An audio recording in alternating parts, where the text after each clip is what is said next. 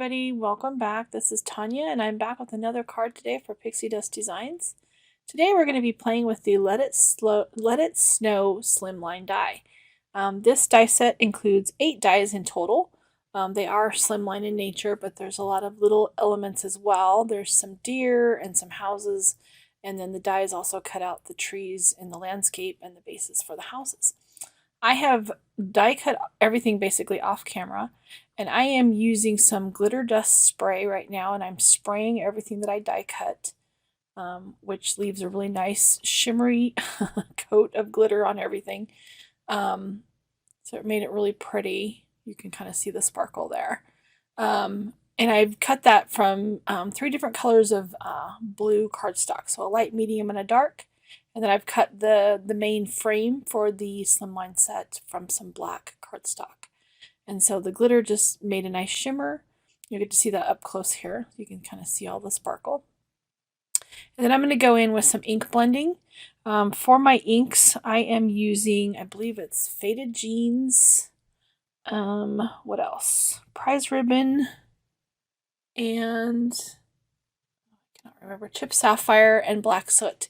So I'm using my largest piece of paper here, the lightest blue, and I am going to just ink blend in some sky. I kind of want to make it, my goal with this was to make a winter scene. So I'm kind of making like a stormy sky sort of, but like a nighttime winter scene. I'm going to go back in with a little blueprint sketch here to lighten it up a little bit. And just around the outer edges, a lot of it will be covered up by the other layers that I die cut. So I'm keeping this pretty simple. It's not even the best ink blending job, but that really doesn't matter because it won't really be noticeable. And then I'm also going to go in and ink blend along the edges of the hillsides here with a little bit of darker colors just to add a little bit of dimension to those. And I ink blended right over the trees and the houses, and that really doesn't matter because I'm going to use the die cuts, and ultimately those will be covered up. So, and I probably should have sprayed with my glitter dust after I did my ink blending, but I didn't really notice too much of a difference. It's still pretty sparkly, the end result, so it didn't make too much of a difference. And this is just the blueprint sketch, just giving me a little bit of added dimension. And then I'm going to do the same thing with the darkest blue, except I'm going to add a little bit of black soot to this. Again, I'm trying to make a scene card that will be layered, so you'll see like foreground and then background, darkest to lightest. And I'm kind of just checking everything as I go to make sure it's going to look okay and I don't need to add any additional ink blending.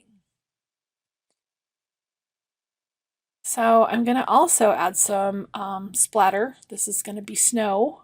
So I'm making snow, and I'm using just a little bit of gouache. I actually had a lot on my acrylic block, and I'm added a little bit of water to that, and I'm just using a fan brush to splatter on some little snowflakes.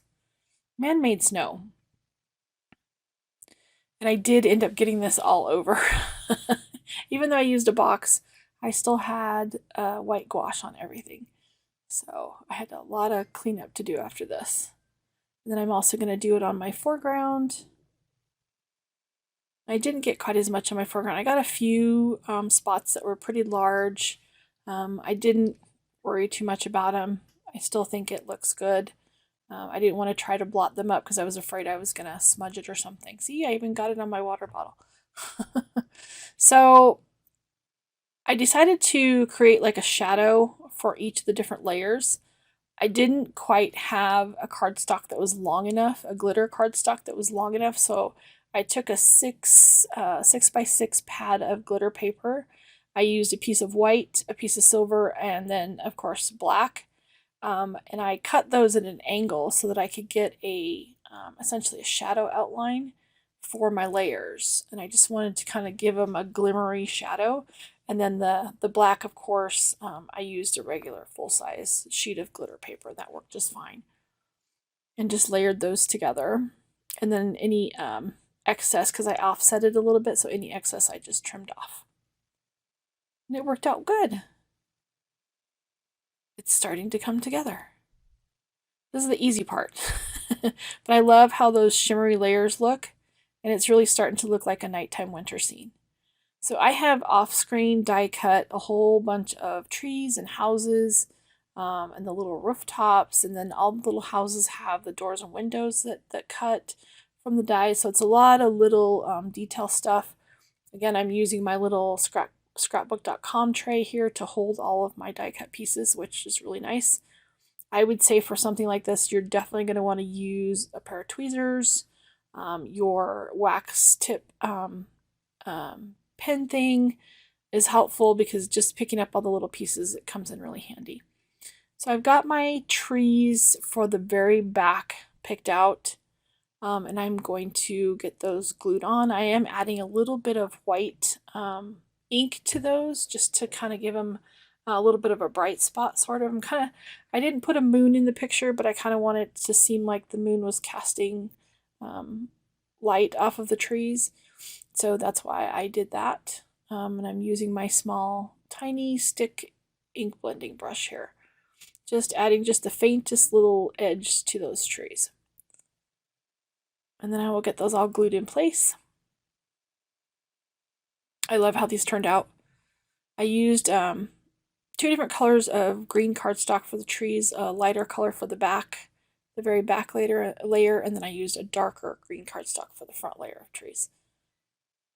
Just glue those on, get them put in place, and then I'm gonna build my houses. So I put the rooftops on first because I felt that that was easier for these because the rooftop is very, very thin.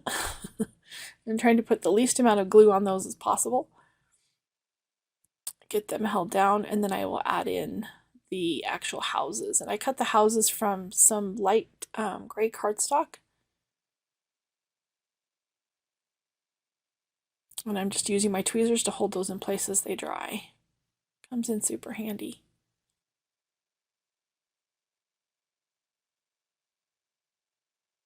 And then especially using the, you're going to want to fine tip glue also. It comes in really handy for small pieces. Once those are dry, I actually got this one out a little bit crooked, but it wasn't too noticeable, so I just let it go.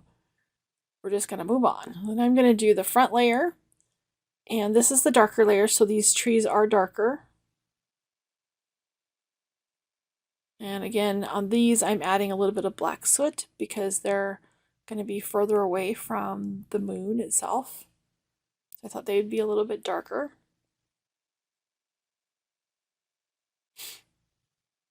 And then I have 2 different kinds of houses. These are the larger houses. They're a little bit easier to put together.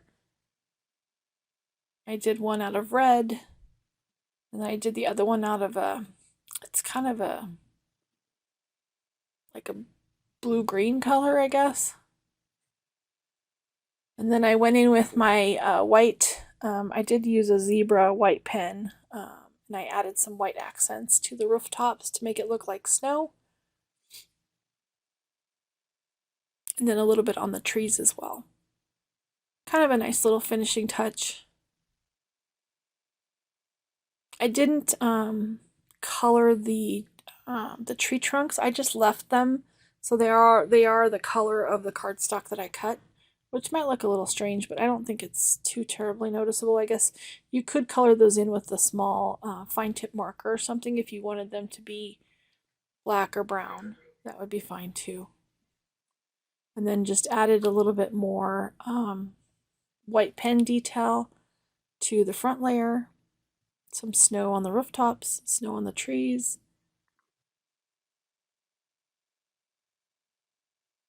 And those are pretty much good to go. I really love the glitter accent just popping out. It's not too over the top, but it gives you that. I was imagining when you see snow for the first time and it's like in an open field and it hasn't been touched, how it kind of glistens like diamonds. That's what I was envisioning for my scene here. And so the little glitter peeking out kind of looks like an untouched field or mountainside of snow. I'm gluing that in place, and you'll see on the edges it doesn't quite match up with my base layer, and that's okay, because ultimately when I put the very first layer, the front layer on, you're not even going to notice it. I put lots of liquid glue on this, and just gonna get that all glued on there. I tried to get it straight on the bottom. That was what I was more concerned about. And then I glued my top layer on, went in with my white gel pen again, and added some more snow because you can never have too much snow.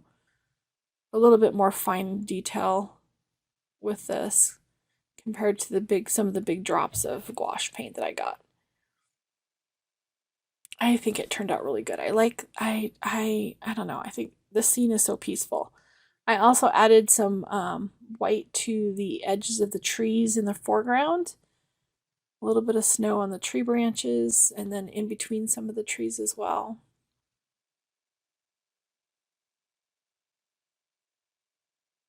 And then I'm going to go in and I'm going to add my I used 2 of the deer. There's 3. There's a female, a male, and then a doe. And I decided to just use the female and the male. And I'm adding a little bit of dimensional foam to the back of those. I had some tiny foam squares. I basically just cut those down in half so that I could put some foam behind them. Pop them up just a little bit. Also helped because my frame had a couple of different layers, so it was a little bit thicker than normal. I suppose you could also cut these out of some foam and then just glue it entirely on the back. They're pretty small, so I don't know how well that would work, but I think they turned out really cute. And I did add some glue to the legs because the legs are on the base of the frame. How cute. For my sentiment, I grabbed a sentiment from my stash and then a little basically rounded die for stamping that, and pop that up as well. And this is a look at my finished card. It is such a pretty scene. I love this die set, and I loved creating this card. It makes me happy. I want Christmas to come. Thank you so much for joining me today. I hope you've enjoyed my card. Please click like and subscribe to get all of the content. Thank you.